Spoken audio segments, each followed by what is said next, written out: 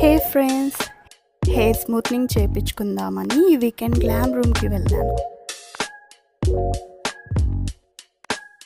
Almost 4 hours అయితే పట్టింది.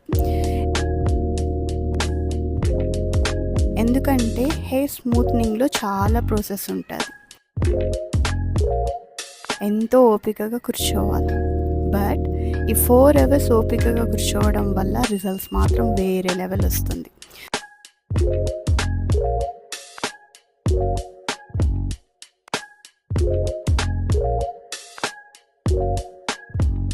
Touch చేస్తే చాలా డ్యూరబుల్ అండ్ స్మూత్గా అనిపిస్తుంది.